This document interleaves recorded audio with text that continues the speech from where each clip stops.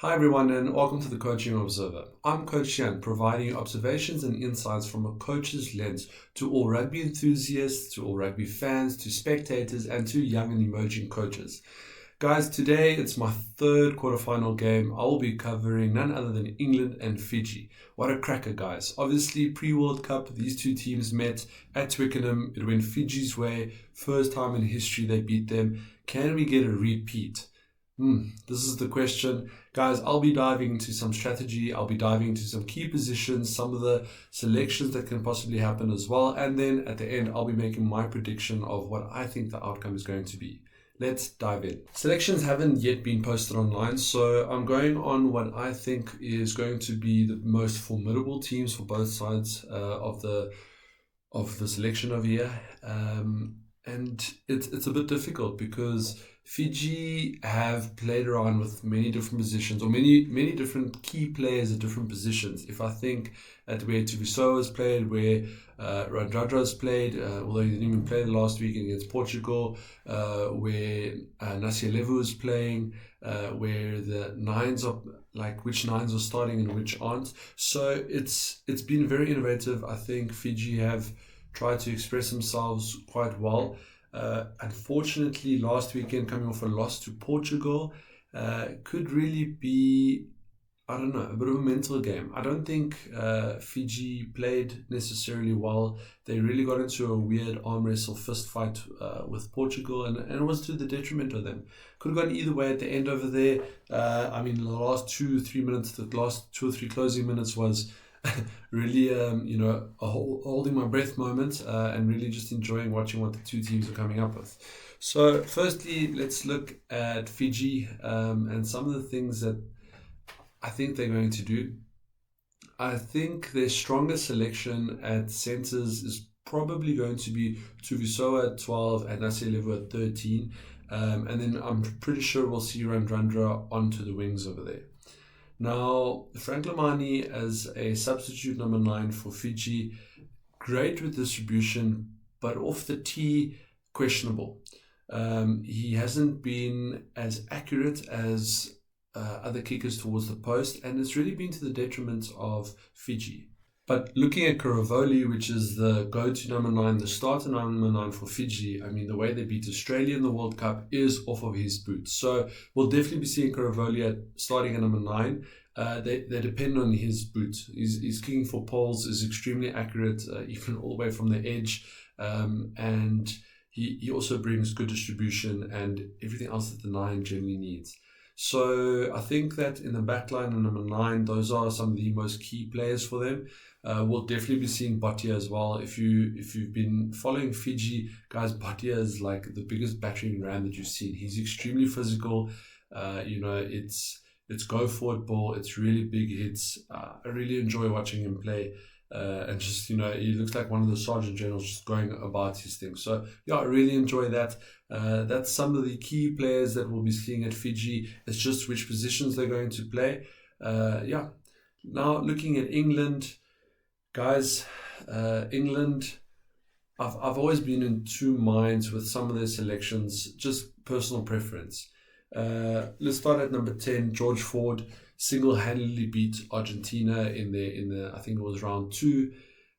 But Marcus Smith, I really enjoy watching him play. I understand from a coach's point of view why they are hesitant, because he is, let's say, less experienced than Ford, but his playing style is so different. Ford is the fixed point. Ford is the distributor. Ford is, does everything the coach wants him to do. Then Marcus Smith plays what's in front of him. There's strategy that they want to follow, but Marcus Smith, his go-to is following that instinct of where he feels he should be playing, and it often works, even for Quins. So I love watching Marcus Smith play. Guys, I've always loved a vibrant brand of rugby. Even in my own coaching, I try to have quite an expansive game. There are easy ways to win a match against certain opponents when you want to play very strict strategy, when you want to stick with, this phase play into a certain thing and kind of map out the whole game for them. And in honesty, in my past as a younger coach, that's where I was. I wanted to get good results. So when I was still emerging as a coach, I was also going into a very set pattern, into a very set, do this with forwards, then do this with backline, and then do this and do this. But now, as I'm gaining some more experience and getting a bit older, if I look at this past season, I'm experimenting a lot more. I'm providing a lot more open space for players to express themselves, and there's some beautiful, high quality rugby coming from that. Sorry guys. So I'm hoping that we see more than 20 minutes from Marcus Smith to be able to see that element and for things to open up. But I think George Ford will be the go-to at 10. Now Farrell at 12, most probably.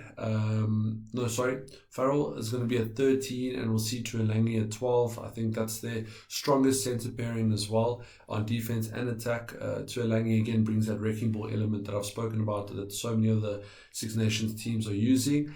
And then some players I really want to just focus up on. I am a huge fan of Mario Doge. I know I've barely covered England throughout this build-up, but Mario Doge to me is probably the best lock in the world, and for two reasons. I think he brings a physical element, and he loves not necessarily carrying, but he does that really hard work at rucks, right? If it's cleaning, if it's sealing, if it's being just a nuisance, like, playing jerseys, pulling jerseys over players. He's a man at the ruck. Like, I really enjoy watching him in ruck time. But more than that, guys, he's an eagle at lineouts. So how he single-handedly defeated the New Zealand lineouts at the 2019 semi-final. How he continuously is just such a huge force in the sky at line-out time, and it's beautiful. So yeah, Murray Toje will definitely be at lock over there as well. I think he's quite a pivotal player. Tom Curry is back after his red card. He is also he was taking names last weekend. I hope that you watched the game. His turnover rate is massive, and he has such a good role. Looking at Vinipola at 8. There's some players, and I've mentioned in South African games as well, where these players are now experienced and well seasoned, but the impact that they have now isn't the same as the previous World Cup. So when Vinipola used to run at guys, from 8, like, it used to be bone crunching. So I just don't feel he has that strong impact, but he'll be there, he'll do what he needs to do, and obviously they have great front rowers, formidable. If we're looking at Genge, if we're looking at substitute of Marla, if we're looking at Sinclair, guys, I think their front row is extremely formidable, extremely strong, and a huge element to their strength at lineout and at scrum time. So yeah, I think England, if I look at their pack of forwards, experience, things like this, they're ahead of Fiji. But if I look at how England struggled a bit against Tonga almost took the game at the end the last weekend. England is struggling against massive physical teams, and as we all know, guys, there's no more physical teams and or that bone crunching stuff than the islands at the moment. So we saw it at Tonga. We'll see it at Fiji this weekend, and England have been struggling against that. So yeah, I'm enjoying. I can't wait to see that. That's some of the key selections I think that we'll see both sides, and it'll be the most impact for both teams. The next thing I want to chat to you guys about is strategy. So I've spoken to you previously of England and of Fiji as well, and I want to focus a bit on the Fijian style, why it's so difficult, why it's so good to them. And England has been honestly struggling against extremely physical teams in this World Cup. When we just watched that Samoa game, the physicality that Fiji brings is probably going to be the biggest attribute in this game. Now, I think the center area of this match, literally the center area where we're looking at 12-13, we're looking at Tubisoa and Nosielevu against someone like probably going to be Tuolangi, and I don't know if Farrell will be on center as well. These areas over here is going to be the apex of the battle, because whoever is losing the tackles there in the middle of the field, or whoever is gaining ground in the middle of the field there, for me is going to win this battle. Now, if I look at the attack strategy of Fiji, it's that, right? It's battle, it's bruising, it's quite strong collision, and then with their swifty hands that they've always done. I've broken down their attack previously. I think that we'll be focusing a lot more on those heavy hitters. So we'll be looking at a lot of short balls, a lot of angle running just from the two centers, right? And then trying to see if there's been go forward ball. And then what they like doing is trying to get that ball as quick as possible to one of the wings. And remember, they're probably playing run-run on the wing, meaning that as soon as Tuviso and Nasilevu hits there, Nasilevu also really well complements Tuviso well, plays off of him and then plays into Randrandra space over there. So I think this is going to be something that Fiji is going to try utilize as much as what they can, right? And on the same side of this, Tuolangi is going to be a heavy hitter on the other side. Tuolangi against Tuvisoa, I'll cover it a bit later. Key position, I think it's going to be, I don't know, like two huge giants colliding. I can't wait. Or is it going to be a stalemate? Is it going to be they almost cancel each other out? The most beautiful thing in rugby is when two players who feel that they are the strongest or that they are the best collide. It kind of does this, they just bounce off of each other. The most beautiful one I've seen, I think, was Etzebeth versus Bismarck du Plessis. I think it was Stormers versus Sharks, like more than 8 years ago. And these two collided, these two forces. There was a young Etzebeth against a more seasoned Bismarck, and they just bounced off of each other. So is this going to be a similar thing that we see? And what else can Fiji look at? So Fiji strives off of loose play. I've spoken about it before. I think I even spoke about the way New Zealand should be attacking Ireland. And it's going to work for Fiji when that space opens. Broken play is a strong suit for them, so I don't want them to. I don't think that Fiji should be looking at kicking for the territory game. I think that England will play the territory game, and this can really play into the advantage of Fiji, because the more ball Fiji has and the more harder running they can do, or the more chances they create to have broken play, the better. And we know territory game kicking often results in weird spaces opening up, in those opportunities really coming for them to use and broken play, offload for GN1 style hand, and break through there. We saw the game against Portugal, despite the result of how vibrant and how quick they can go from the one side of the pitch all the way through to the other side. And this is really what I think Fiji need to try and do, is run it back at England, hard, fast, interplay with each other, and make England sweat on that. England has good defensive line, right? But the gaps will be there, the mismatches will be there, and I think this is where Fiji will really come alive and put some good points on there. Now, I spoke about Fijian kickers versus other kickers. Guys, we can't quite take on the kicking styles of England versus Fiji. I think England, percentage-wise, will be more accurate at polls. I think they will do traditional score ball pressure.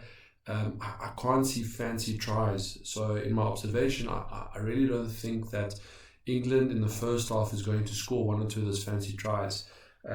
England really breaks down these teams at playoffs in the good areas. So scrummaging, they want to win that battle. Lineouts, they want to demolish, and not that that the opposition that they play have got these solid or secure areas to launch from. Now, that's what England's going to focus on defensively, is at set pieces, not allow Fiji any form of base to attack from, right? And probably they're going to get a few penalties from this as well, and they'll convert it to points. But I actually want this to work into Fiji's favor. I don't want Fiji to try and launch off of things. I want them to run rampant. I think the best possible outcome for Fiji is ball in play for as long as possible. So if you know anything about rugby, statistically, out of 80 minutes, I think the ball is only running in play, so live, about 23 to 27 minutes out of the 80. All the other times are stoppages or resetting scrums or this or that. So in essence, they're actually playing with ball in hand for a short while. And I want Fiji to actually have like 80% possession of ball in play and always running it. Okay, the game is going to die for Fiji if there's a lot of scrums, if there's slow rucks, if there's a lot of lineouts and things as well. Now, on the other side of this, that's the way I think England should manage this game. Because the more ball they keep away from Fiji, the more they suffocate possession, the better it's going to be for England.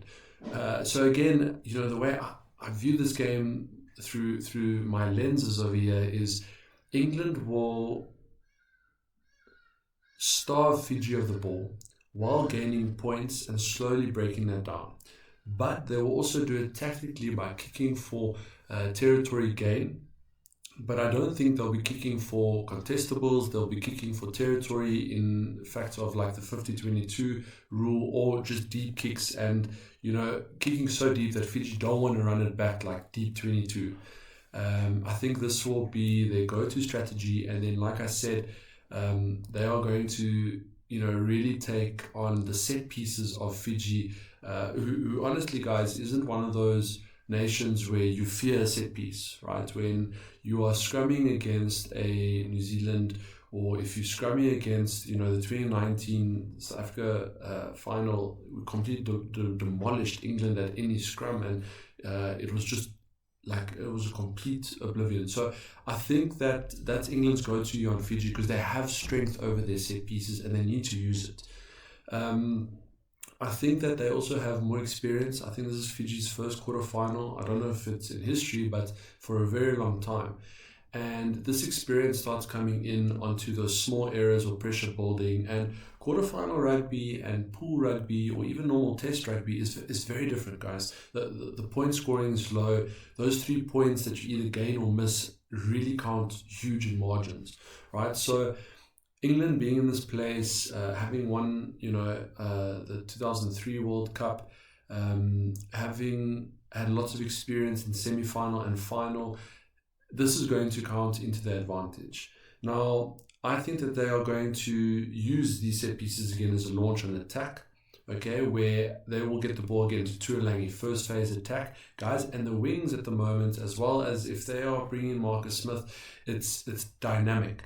And Fiji wants to get very hard, strong hits, but the defensive line, especially on the wings, it's open, and especially on counter play as well. So we saw the way Portugal countered Fiji very quick on the broken play. Now, Fiji thrives when they have the ball in broken play, but it's really to their detriment when broken play is going against them. So when other teams are able to open them up, especially on the wings, and they can't set their defense line and they have to backtrack.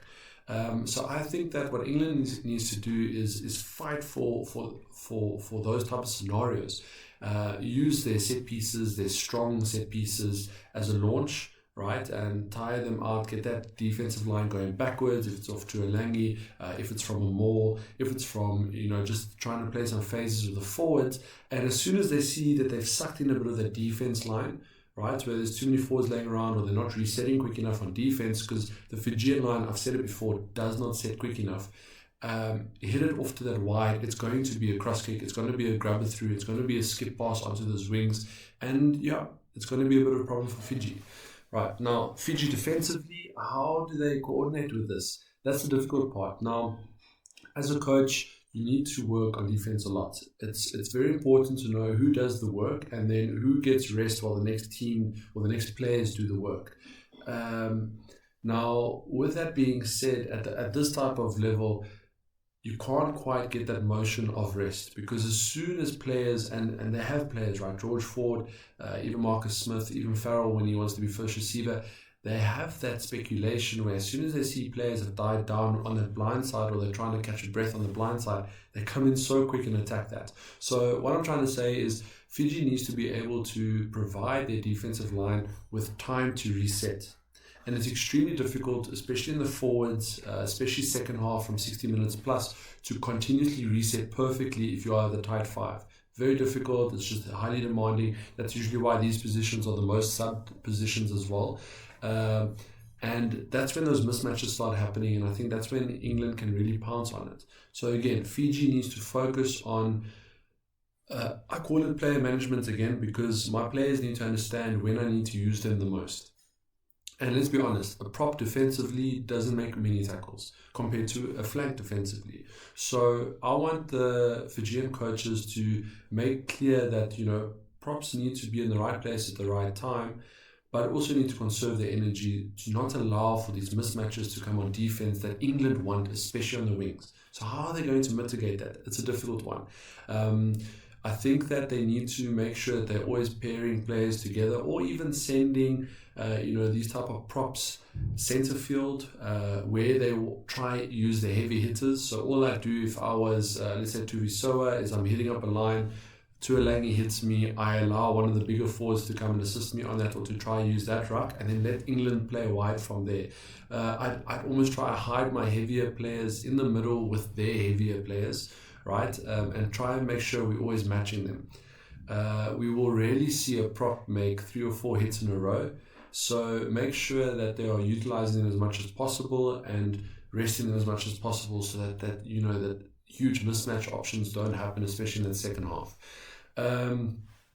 Otherwise, defensively, Fiji have to be very solid over the high ball, have to be able to cover the space at the back very well, because the kicks will be coming. Definitely the kicks are coming from England, and then I want Fiji to retain ball and just run it back at them. So I think that's the best possible option. I think they have the back three that are able to do that, and they can run hard, and they can link well with each other as well. England, I've spoken a bit about their attack. Defensively, it's make or break. So like I've said, they're currently struggling a bit with physicality of teams. I want England to make their first time tackles.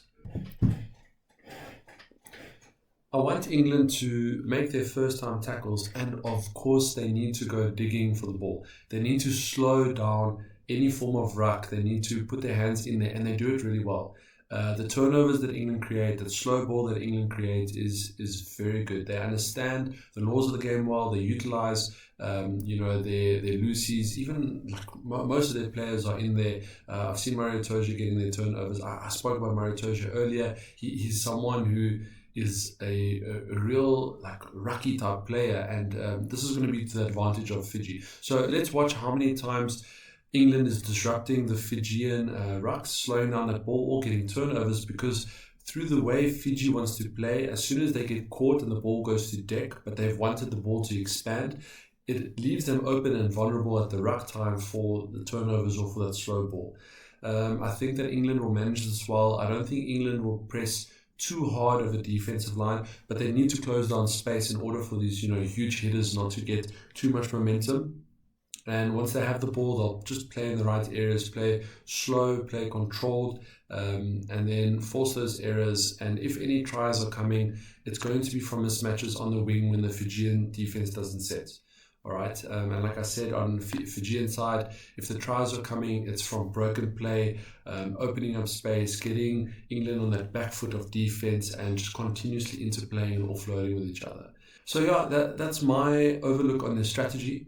I think if you look at these two teams, it should be a vibrant game, because Fiji is not going to want to play that typical playoff rugby. They want to bring their brand, their flavor of rugby into this quarterfinals, and I think we're up for a very exciting game. Now for the hard part, the prediction. So this one's extremely difficult to me, because I need to listen to both my analytical brain and I need to drive my passion for rugby, which is so tough. So let's go on the passion side of things first. I love Fiji. I've supported them throughout the World Cup. I knew they're going to do great things this World Cup. Even their leading up to World Cup was great, and I would really like them to win. So Fijian style rugby, I love the element, the flair they bring. However, I do not think that it's playoff rugby. I think in any sport, a lot of these teams who have never been to a playoff really struggle to adjust to that intensity, to that mindset of this. And I'd love it if Fiji bring their flavor into it and now suddenly playoff rugby changes. However, I don't think they've been there. I know this team hasn't been there, and my analytical side on the side of England tells me statistically that England are definitely the favourites. They've been there multiple times before. They have players who have been there before, and they understand that scenario, that situation. So as a coach, when I try to tell players that it changes, so we made playoffs this year at club level, and I think only 3 of my players in my squad of 23 have been in a playoff scenario before, and they don't understand the intensity of it. They don't understand how vital and critical decision making is, and how big it impacts a game, how a small little a kick that goes astray actually ripples in such a much bigger effect. Now, because Fiji hasn't been there before, they have a knack of incorrect decision making. And to me, the team who wins has got the most correct decisions, because the margin for error is so much smaller in the playoff, right? So, sorry, this all being said, I think that the margin of error for Fiji is that they're going to make more errors. I really hope I don't see a yellow card, which may or may not happen. I think there's a high chance, a high probability of a yellow card from the Fijian side. And I think that the experience, the knowledge that England bring into the squad, and having been there and having experienced it so many times before, gives them a really great advantage. So as much as I want Fiji to win, unfortunately, I have to say that I think England will win on paper. I think that it might open up. I think that because the set pieces aren't going to go Fijian way, or that England should be focusing on this, it's going to be tough. I honestly think the first half there'll be one try here or there. England should be leading, I think, 6 to 9 points by first half. So let's say score at halftime is 18-9, right? And second half, unfortunately, my observation thinks that Fiji is going to struggle second half specifically, especially with mismatches, and England are going to score 2 tries ahead of where they've been at halftime. Fiji may get a try if they are able to do the line breaks. So my end score, the margin should be, I think, 15 to 21 points towards England. I would look at the score being around 35 to 15. That's about 20 points, right? So give or take from there, 35 to 15 to England, who unfortunately I think are sending Fiji home. Right, guys. So in your perspective, please provide me your predictions. Let's put them out there. Let's see who's the closest, and guys, let's see who wins the spectacular quarterfinal game. And that concludes the video. So thank you so much for watching my content, for enjoying. I really hope it gets interactive. I trust that you enjoyed the content, that it enlightened you, that it gave you a little bit of an edge for what we can expect of the game. Like I always say, these moments, these playoff games are really hard to dig into, because obviously sometimes teams bring a completely different element. So yeah, let's see what happens on the game. Thank you so much. Please don't forget to like, share, and subscribe. Let's get interactive to all the fans, to all the spectators, all the enthusiasts, all the emerging coaches. Let's enjoy this weekend. All the best, guys. Cheers.